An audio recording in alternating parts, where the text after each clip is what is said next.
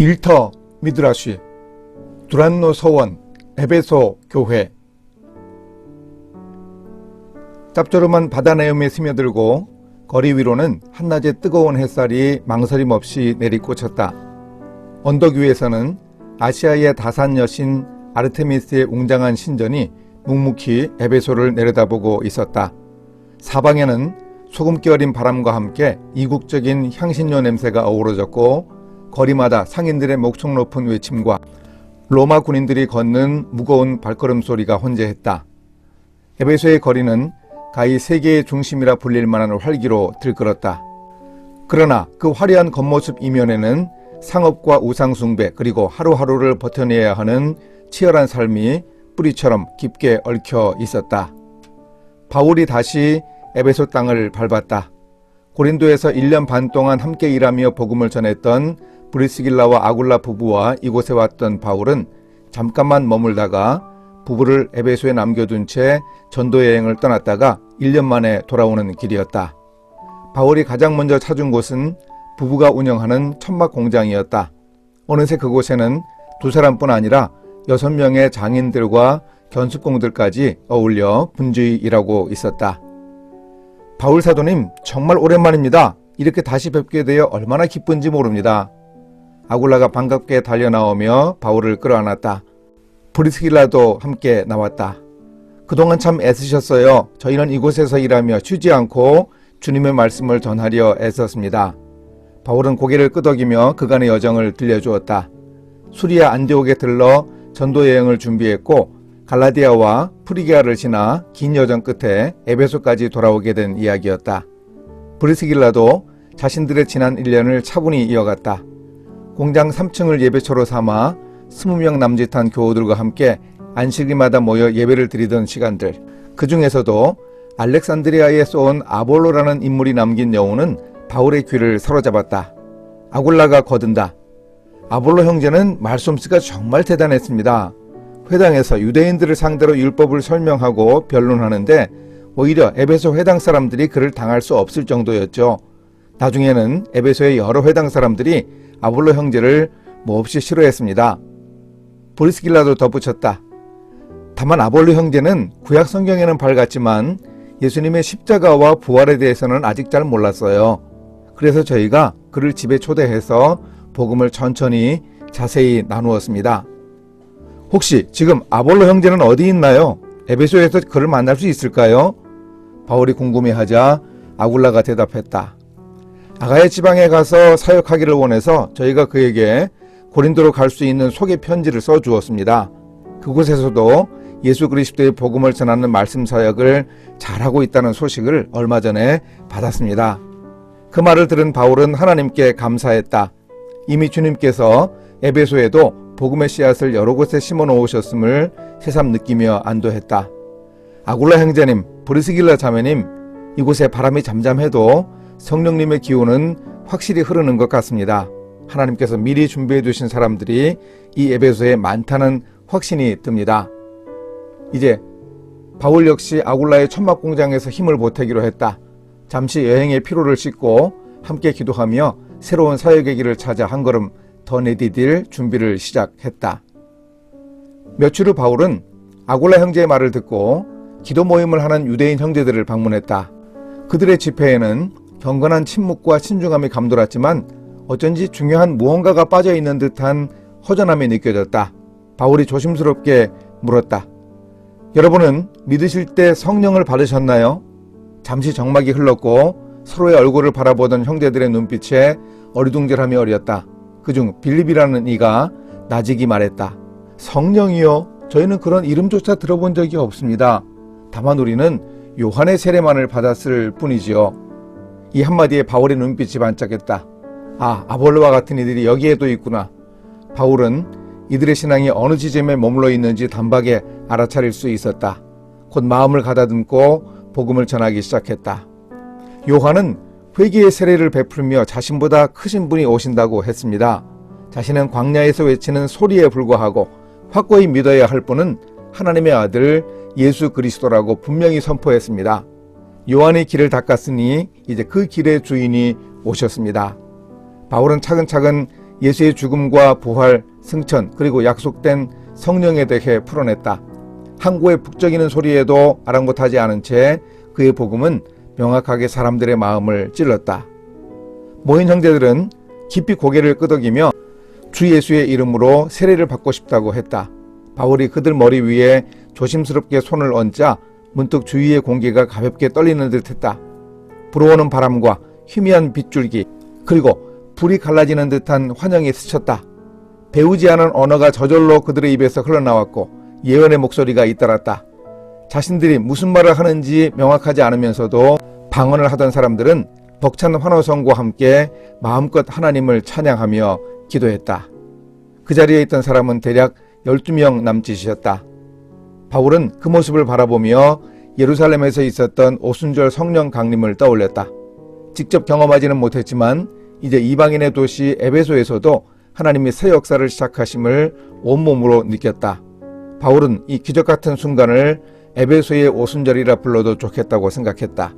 자신을 통해 주님께서 에베소에서 이루어 가실 깊은 뜻을 확신할 수 있었다. 그 뒤로 바울은 에베소 전도의 중심지인 회당으로 발걸음을 옮겼다. 사실 1년 전 세 번째 전도 여행을 떠나기 직전에도 에베소에 있는 4곳 회당을 돌며 복음을 전한 적이 있었다. 유대인들이 모이는 곳마다 바울의 전도 현장이 되었고 안식일이면 어김없이 회당은 복음 전도의 첫 출발점이 되었다. 다양한 도시에서 쌓아온 전도의 첫 번째 전략을 바울은 이곳 에베소에서도 변함없이 이어가려 했다. 회당에서 강론을 하는 일이 그리 어렵지는 않았다. 랍비가 요청하면 외부에서 온 사람이라도 회당장이 허락했다. 안식일마다 바울은 에베소의 회당 4곳을 몇 차례씩 찾아다니며 하나님의 나라를 용기 있게 전했다. 이사야 선지자가 말한 고난받는 종 다들 알고 계시지요? 늘 직설적인 것만은 아니었지만 바울의 메시지는 때로 날카롭게 파고들었다.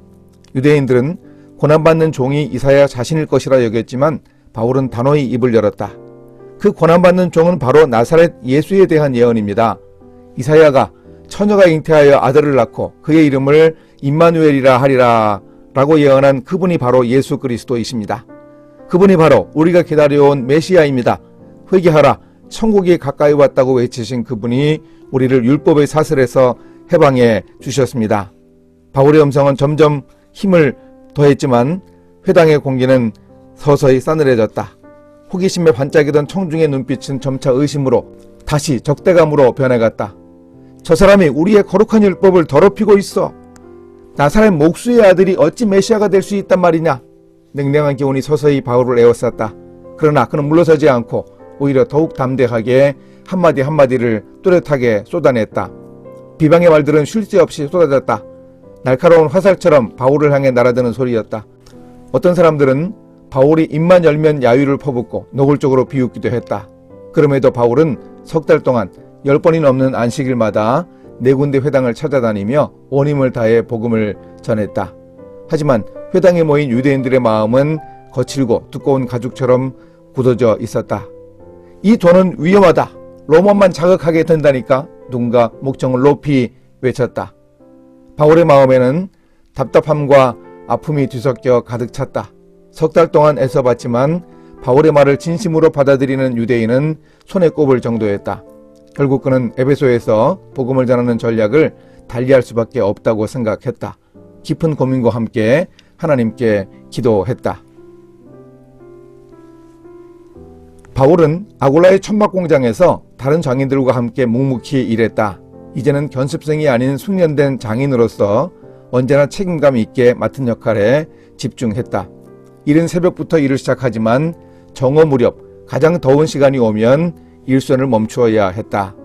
점심시간이 되면 일하는 사람들은 자연스럽게 한자리에 모여 식사를 했다. 어느 날 휴식하며 식사하는 그 시간에 바울은 슬쩍 질문을 던졌다. 여러분의 생각엔 이 도시를 움직이는 힘이 무엇이라고 보나요? 젊은 장인 테오스가 환하게 웃으며 대답했다. 은이지요. 아르테미스 신전 덕분이죠. 한때 로마 군단 보조병이었다가 천막 기술을 배운 안티파스가 말을 이었다. 저는 힘이라고 봅니다. 로마가 있으니까요. 바울은 고개를 끄덕였다. 좋은 의견입니다. 그렇다면 사람의 마음은 무엇으로 움직인다고 생각하시나요? 이번엔 선뜻 대답이 나오지 않았다. 바울도 서둘러 설명하지 않고 자신이 어떻게 그 질문을 마음에 품은 채 인생을 살아왔는지, 다메섹으로 가다가 겪었던 특별한 기억을 호기심만 자극할 만큼만 들려주었다. 사람들이 식사를 마치기도 전에 이미 그의 이야기도 끝나 있었다. 다음 날도 또 그 다음 날도 같은 시간과 자리엔 어김없이 일하던 사람들이 모였다. 식사하며 쉬는 동안 바울은 율법의 구절을 꺼내거나 시편을 살며시 읊조리기도 했다. 때로는 예수의 비유를 옛 이야기처럼 풀어냈다. 회당에서처럼 논쟁이 벌어지는 일도 신경을 긁는 비난이나 조롱도 없었다. 누군가 질문하면 바울 역시 당신 생각은 어떤가요? 라고 물음을 돌려주고 대화를 시작했다.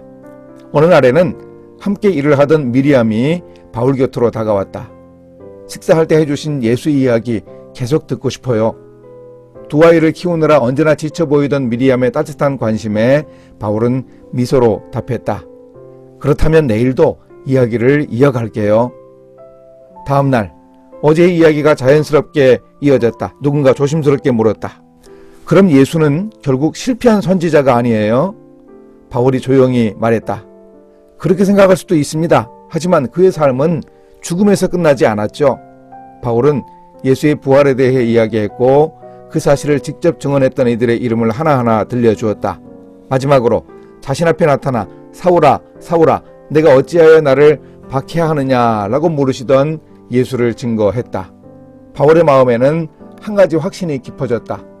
안식일마다 아굴라의 집에 모이는 20명 교우들뿐 아니라 6명인 일대의 동료들과 나누는 이 작은 점심 모임 역시 복음이 전해지는 귀한 자리가 된다는 사실이었다.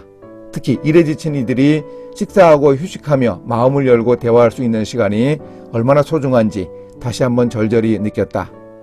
마치 그런 바람이 통했는지 생각지도 못한 기회가 그의 앞에 조용히 문을 열고 다가왔다. 아굴라의 천막 공장에는 다양한 사람들이 오갔다. 군용 천막이나 말 안장을 주문하러 온 군인, 그늘막을 필요로 하는 시장 상인, 신전 행사용 천막을 주문하러 온 관원까지 다양했다. 그런데 예상치 못한 인물이 공장을 찾았다. 두란노 서원의 주인이자 수사학자로 이름난 두란노가 천막을 주문하러 온 것이다. 그는 키가 크고 수염을 길게 기른 중년 남자였다. 이름의 뜻은 군주 또는 통치자이지만 주위 사람들은 그의 급한 성미와 잦은 분노 때문에 폭군이라 부르기도 했다. 그는 두란노 서원의 임대 사업에 늘 냉정했다. 그가 찾아와 서원의 앞마당 강의장에 더위를 피할 그늘막을 설치하기 위한 주문을 했다. 두란노 서원은 에베소 시장 근처에 있던 돌로 지어진 고풍스러운 건물이었다. 안으로 들어가면 큼지막한 기둥들이 위용을 뽐냈고 앞마당에는 긴 의자들이 놓여 있었다. 이곳은 그 시대의 지식인과 귀족들이 모여 여가를 보내던 공간이기도 했다. 이른 아침만 되면 철학자들과 고상한 토가를 걸친 귀족들이 3355 모여 그리스의 고전과 수사학을 두고 경론을 벌였다. 바울도 예전에 에베소에 머물던 시절 한 번쯤 이곳을 찾은 적이 있었다. 에베소에는 크고 작은 강의장이 여럿 있었지만 그중 두란노 서원은 유독 규모가 컸다. 바울의 머릿속에 옛 기억이 스쳐갔다. 스토아학파 강사들은 우주를 가로지르는 이성과 질서, 이른바 로고스에 대해 장황하게 설파했다. 에피쿠로스 학파의 강연자들은 신은 인간의 일상에 아무런 관심도 없다고 거듭 강조하면서 인생에서 쾌락이란 방탕이 아니라 고통의 부재라는 억지스러운 강변을 서슴지 않았다. 또 플라톤의 전통을 잇는 철학자는 이데아 세계와 감각 세계를 대비시키며 인간 영혼이 본디 속했던 빛의 세계를 그리워할 수밖에 없다고 힘주어 외쳤다. 두란노 서원은 단지 강의를 듣는 곳에 그치지 않았다. 강사가 말을 멈추기가 무섭게 질문이 쏟아졌고 자리를 지키던 이들은 서로의 논리를 들이대며 치열한 변론을 이어나갔다. 대화와 반론, 논쟁 속에서 진리는 한층 더 빛나고 다듬어졌다. 오히려 논쟁과 비판을 견디며 발전한다고 믿는 이들이 이곳으로 모였던 것일지도 모른다. 그날 두란노가 그늘막 주문을 마치고 공장을 나가려 할 때 바울이 그를 만났다. 일하던 차림 그대로에서 지저분해 보이는 늙은 천막 장인을 보고 두란노는 살짝 얼굴을 찌푸렸다. 바울은 두란노가 천막 공장에 들어온 순간 두란노 서원의 버려진 시간, 공강 시간을 떠올렸다. 두란노 서원은 이른 아침부터 정오 무렵까지 오전 시간에 주로 강의가 많고 오후에도 간혹 강의가 열렸다. 오전 강의가 끝나고 학자들과 청중들이 식사를 하거나 쉬기 위해 떠나고 나면 서원은 텅 빈 채 열기만 머금고 있어야 했다. 바울은 그 시간 5시부터 10시까지 에베소 사람들이 메리디아티오라고 부르던 점심 식사와 낮잠, 휴식이 이어지는 시간대에 서원의 빈 강의장을 자신에게 빌려달라고 요청했다. 두란노는 바울의 말을 듣더니 콧방귀부터 뀌었다. 이보시오, 그런 미친 짓이 어딨소? 불볕더위에 누가 당신의 말을 듣겠다고 오겠소? 아침 청강생이 남아있기는커녕 오후 강연 들으러 일찍 오는 사람도 없을 거요. 게다가 당신처럼 땀냄새 풀풀 나는 가죽장이의 말을 들으러 올 사람이 어디 있겠소? 그런 조롱에도 바울은 특유의 불타는 눈빛으로 두란노에게 말했다. 사람들은 몸의 휴식을 위해 점심을 먹고 낮잠을 자지만 영혼이 목마른 이들은 그 시간에도 잠들지 못합니다. 공강시간, 그 시간에 저에게 강의장을 빌려주십시오. 임대료도 다 지불하겠습니다. 두란노는 여전히 마뜩자는 기색을 감추지 못했다. 생각해보겠다며 자리를 떠났고 바울은 답변을 기다릴 수밖에 없었다. 그런데 며칠 뒤 바울이 두란노가 주문한 그늘막을 가지고 두란노 서원을 직접 찾아갔다. 주문받은 그늘막은 두란노가 받아가야 했지만 바울이 배달과 설치를 자청했다. 정오 무렵의 휴식 시간에 점심 식사도 거른 채 찾아갔다. 이른 오후의 도시는 낮잠에 취한 듯 고요했고 시장 한복판조차도 사람들의 그림자만 드문드문 지나갔다. 모두가 더위를 피해 쉬는 덕분에 길이 한산했다. 바로 이 정적이 감도는 시간이 바울에게는 기회였다. 바울과 아굴라, 안티파스와 테오스 그리고 두 사람의 견습 장인이 힘을 합쳐 마침내 두란노 서원 앞마당 강의장에 그늘막을 설치해 주었다. 성미가 까다로워 폭군이라는 별명이 붙었지만 두란노는 장인들의 성의를 보고선 바울의 임대 요구에 응했다. 임대료도 할인해 주었다. 그날 두란노 서원까지 무거운 천막을 메고 땀을 흠뻑 흘리며 걷던 장인들에게 그 길은 참 멀게 느껴졌다. 바울 역시 힘들었지만 거리를 가늠해 보니 2000규빗인 안식일 여정의 2배쯤 되었다. 안식일에 이 길을 걷는다면 분명 율법을 어기는 셈이다. 하지만 평일에 강의를 하러 가는 길이라 문제될 일은 없었다. 오전 작업을 마친 후 간단히 식사하고 두란노 서원으로 발길을 옮겨 강의를 마친 뒤 다시 그 길을 돌아와 오후 작업을 시작하면 되었다.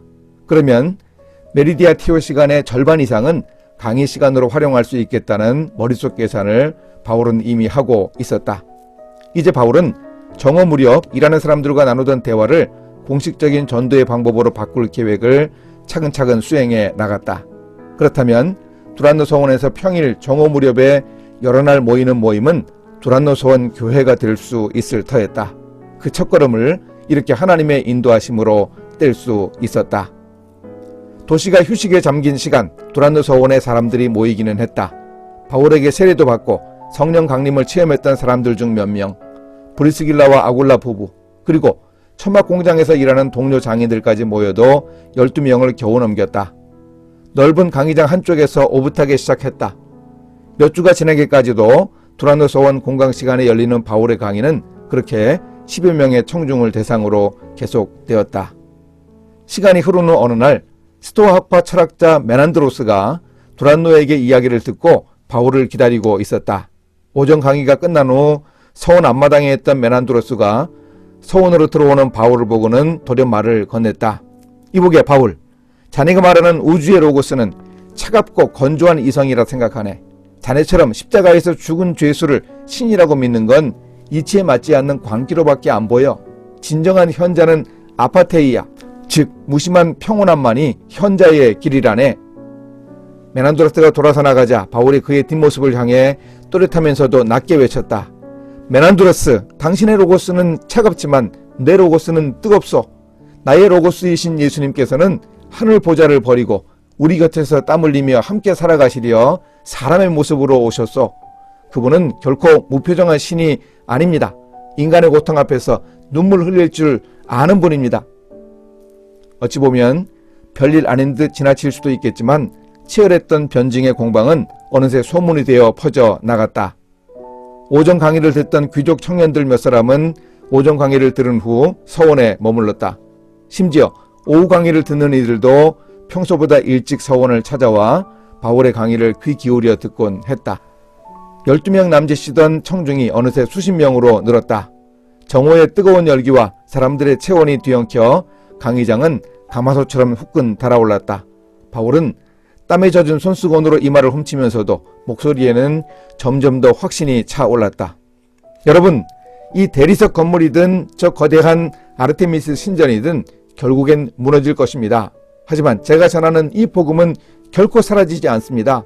유대인과 헬라인 그 무엇도 차별이 없습니다. 우리 모두는 그리스도 안에서 새롭게 태어난 존재입니다. 바울의 강론은 날이 갈수록 깊어졌다. 그는 구약 메시아 예언과 헬라 철학의 구원관을 함께 소환하여 오직 예수만이 인간의 소외와 죄를 근원적으로 해결할 유일한 답임을 논리정연하게 전했다. 스스로 일하는 전도자의 모습을 보이는 것처럼 하나님의 창조 명령에 근거한 일의 사명을 강조하기도 했다.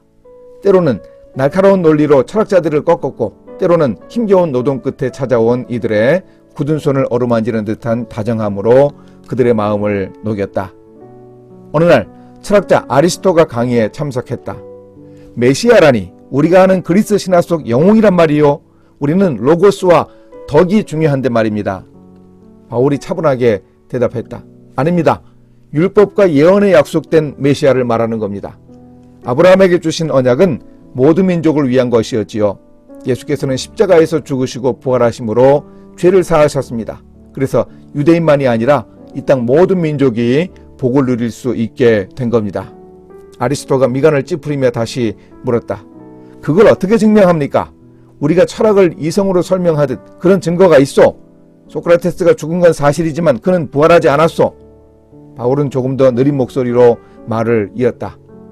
예수의 부활은 제자들이 직접 목격했습니다. 빈 무덤이 있고 부활하신 예수님이 사람들 앞에 나타나셨죠. 그리고 성령께서 임함으로써 우리 모두가 새 생명을 얻었습니다. 인간의 이성이 신의 계시를 따를 때 우리는 진정으로 살아날 수 있다고 저는 믿습니다. 또 다른 청중 그리스인 상인 디오게네스가 갑자기 대화에 끼어들었다. 나는 제우스와 아폴로를 섬깁니다. 그 신들은 힘과 아름다움을 주지요. 그런데 당신의 하나님은 고난을 이야기하네요. 왜 굳이 고난의 길을 선택합니까? 바울이 부드러운 목소리로 답했다. 고난이야말로 구원의 길입니다. 예수님께서는 우리 잘못 때문에 찔리고 목숨을 잃으셨지요. 이사야 선지자가 미리 예언했던 그대로 우리는 그분의 죽음과 부활을 믿음으로 참된 자유를 얻게 됩니다. 로마의 무거운 세금 아래에서 그리고 노예생활 가운데서도 우리는 평안을 맛볼 수 있습니다. 바울의 강론은 오후 일과가 시작되기 전까지 계속되었다. 몇몇 사람들은 바울이 돌아갈 시간이 다 되었는데도 자리에 남아 예수님에 대해 더 들려주십시오 라고 간청하기도 했다. 그날 이후 특이한 일이 없으면 강의는 날마다 이어졌다. 가끔은 우상을 만드는 장인들이 소문을 듣고 찾아오기도 했다. 한 번은 강의가 끝나갈 무렵 한 장인이 소리쳤다. 이 가르침이 퍼지면 우리 생계가 위태로워집니다. 아르테미스는 에베소의 수호신이요. 왜 우리의 신을 욕하는 겁니까? 이에 바울이 차분하게 대답했다. 아르테미스는 사람이 손으로 만든 우상 아닙니까? 살아계신 하나님은 이 세상 모든 것을 만드신 창조주이십니다. 오직 그분만이 인간에게 참된 구원을 주실 수 있지요. 순식간에 토론이 거세어졌다. 장인은 목에 핏대를 세우며 다시 외쳤다. 그럼 증거를 대시오. 당신이 믿는 하나님은 도대체 어디에 있습니까? 바울은 담담하게 그러나 힘있게 말했다. 제 삶 자체가 증거입니다. 하나님은 지금 여러분의 마음문도 두드리고 계십니다. 이내 바울은 언제나처럼 자기의 회심 이야기를 다시 한번 들려주었다. 그 순간 청중 중에 있던 한 유대인이 또다시 물었다. 그럼 율법은 어떻게 되는 겁니까? 모세의 계명을 어겨도 괜찮단 말입니까? 바울은 긴 시간을 들여 여러 번 설명했던 내용을 또 한 번 차근히 전했다. 청중들도 이제 웬만큼은 아는 내용이었지만 불친절하게 생략하지 않았다. 율법은 결국 메시아, 곧 하나님의 아들을 가리키는 표지판과 같습니다. 그 율법을 예수 그리스도께서 완전히 이루셨지요. 우리는 이제 믿음으로 의롭다 하심을 받게 되었습니다. 어떤 사람들은 조용히 고개를 끄덕였다. 어느새 두란노 서원은 에베소 지역 복음 전도의 중심지가 되었다. 바울의 손은 거칠어졌고 밤낮 쉬지 못해 몸은 피곤했지만 그가 흘린 땀과 고생은 헛되지 않았다. 서원 밖의 거리는 여전히 소란스럽지만 서원 안에는 어느새 새로운 바람이 불고 있었다. 그 즈음 두란노가 바울에게 고마움을 표현했다. 당신 덕분에 우리 서원이 살아났소. 계속해 주시오. 정오 무렵 에베소의 태양은 온 도시를 하얗게 달궜다. 바울은 서둘러 오전 일을 끝내고 도구를 정리했다. 옷을 갈아입을 틈도 몸을 씻을 여유도 없었다. 일하는 사람이라면 누구나 경험하지만 오전 일이 길어질 때면 점심도 거른 채 두란노 서원으로 뛰어가야 할 때가 잦았다. 꼭 그런 날이 아니더라도 바울은 온몸에 가죽 기름과 땀이 밴 작업용 앞치마를 두르고 땀이 눈에 들어오지 않도록 이마에 질끈 손수건을 매단 채 허겁지겁 달려가기도 했다. 두란노 서원 입구에 들어서는 그의 모습을 보는 이마다 한 번 더 시선을 주었다. 강단에서는 철학자라고 하기에는 너무도 평범했고 수사학자의 위엄은커녕 땀냄새까지 풍기는 수도분한 노동자의 모습 그대로였다. 그러나 바울이 서원을 가득 메운 200여 명의 청중을 향해 입을 열던 바로 그 순간 사람들의 눈빛이 달라졌다. 여러분, 이 거친 제 손을 좀 봐주십시오. 이 굳은 사람 부끄러운 게 아닙니다. 우리 주 예수께서도 이 땅에서 몫으로 땀 흘리셨지요. 하나님께서는 저 멀리 올림포스 산 위에서 우리의 고통을 구경하시는 분이 아니라 바로 이 땅, 땀방울 맺힌 노동 한가운데서 우리와 함께 하십니다. 바울의 강론은 꼬박 2년 동안 이어졌다. 사람들은 더 이상 그의 초라하고 투박한 옷차림에 시선을 두지 않았다. 오히려 그 옷자락에서 번져나오는 놀라운 생명력에 압도되었다. 서원은 어느새 북적이는 인파로 발 디딜 틈조차 없었다. 그리고 언제부턴지 아픈 이들이 혼자 혹은 가족의 손에 이끌려 바울의 강의장에 들어오기 시작했다. 이들은 기적이 있기를, 바울의 손길과 기도를 받기를 간절히 바랐다. 하지만 바울이 모든 사람에게 일일이 안수하며 기도를 해줄 수는 없는 노릇이었다. 바울이 두란노 서원에 들어오고 나갈 때 바울의 손에 닿아 고침받는 사람들도 있긴 했다. 어느 날이었다. 강의가 시작되고 얼마 지나지 않아 뒷자리에 앉아있던 누군가가 절박하게 소리쳤다. 바울님, 제 아이가 병들어 죽어가고 있어요. 앞자리로 나갈 수도 없었습니다. 여기까지 오시기도 힘들 테니 제발 그 손에 감은 손수건이라도 전해주십시오. 예수님이 하나님 나라를 보이시며 병자도 고쳐주고 심지어 죽은 사람까지 살리셨다는 이야기를 저는 믿습니다. 사람들이 너무 많아 예수께 똑바로 다가갈 수 없자 지붕을 뜯고 중풍병자를 달아내린 이야기도 해주시지 않았나요? 바울은 잠시 멈칫했다. 손에 감고 있던 손수건은 땀과 노동의 냄새가 스며들어 솔직히 남에게 내밀기 민망한 물건이었다. 그래도 그는 그것을 풀어서 앞자리 사람에게 건넸다. 손에서 손으로 전해진 손수건이 마침내 그 아이의 어머니에게 닿았다. 처음엔 손수건이, 이후엔 허리에 묶었던 낡은 앞치마가 그런 식으로 건네졌다. 이 모든 일은 바울이 처음부터 의도했던 게 아니었다. 손수건과 앞치마로 병자를 고치겠다는 계획도 아니었다. 다만 사람들이 너무 많다 보니 이렇게라도 하나님의 은혜를 전할 수밖에 없는 상황이 된 것이다. 마치 12년을 혈루증으로 앓던 여인이 예수님의 거독가를 부여잡았던 것, 예루살렘에서 병자들이 베드로의 그림자가 닿기만을 기다렸던 것과 닮았다. 마침내 바울의 손수건과 앞치마를 통해 하나님의 치유가 나타나기 시작했다. 하나님의 이적은 천 조각이 사람의 손을 거쳐 또 다른 손으로 전해질 때 그 순간 일어났다. 바울이 몸에 지녔던 손수건이 병든 자의 몸에 닿으면 타오르던 열이 가라앉고 굳었던 사지가 움직이기 시작했다. 가죽 냄새 밴 앞치마로 얼굴을 덮은 아퀴들리니는 속에 웅크리고 있던 괴물 같은 기운들이 비명을 지르며 도망치는 걸 스스로 느꼈다. 에베소가 들끓었다.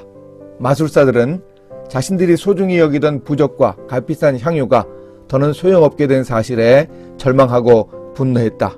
설마 저 천한 노동자의 땀으로 범벅된 손수건이 우리 마술보다 더 강력하단 말인가?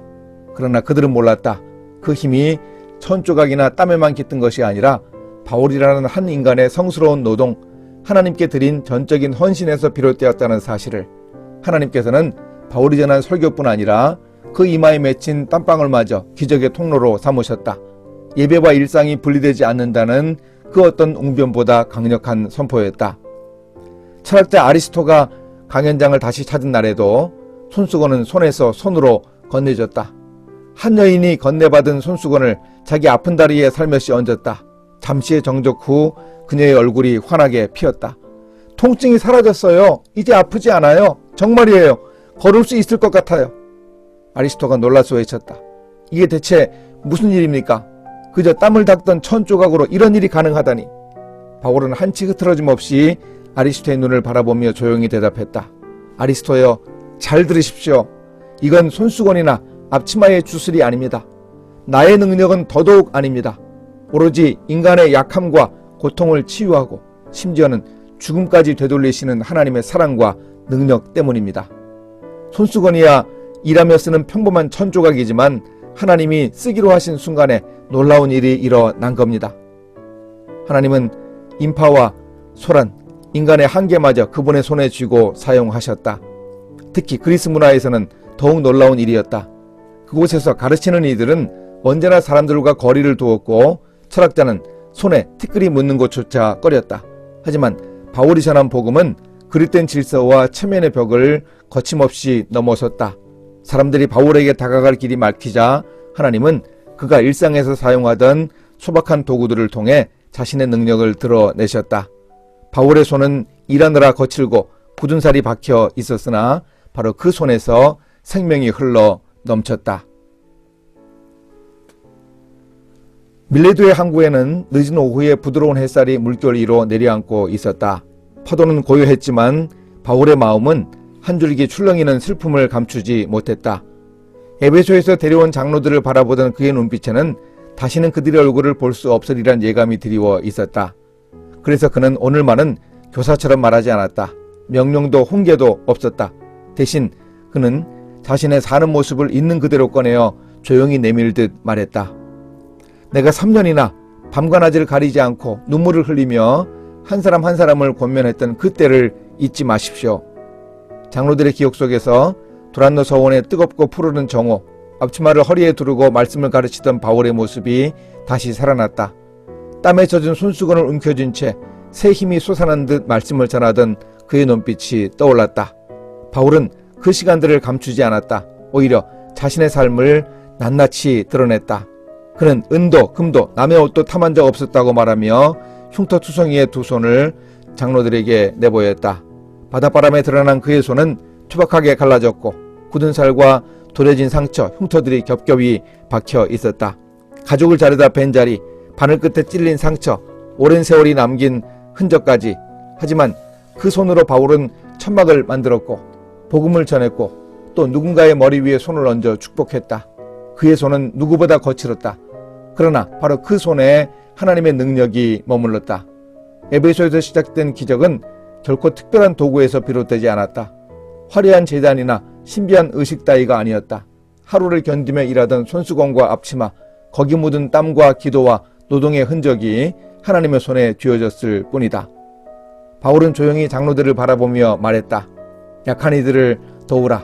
주는 것이 받는 것보다 복되다. 그의 입에서 흘러나온 말은 허공을 맴도는 추상적 교훈이 아니었다. 바울은 실제로 그렇게 살았다.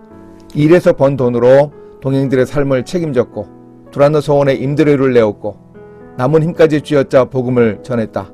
그의 삶 자체가 설교였고 당신들의 손수건과 앞치마를 준비하라는 유언 같은 말은 그의 인생 그 자체였다. 바울의 거친 손을 잡은 장로들은 끝내 목을 놓아 울었다. 그의 손은 단순히 가죽을 만지던 손이 아니었다. 에베소의 영혼들을 보듬던 기적의 손수건과 앞치마를 움켜쥐었던 하나님이 능력을 실어주신 아름다운 손이었다.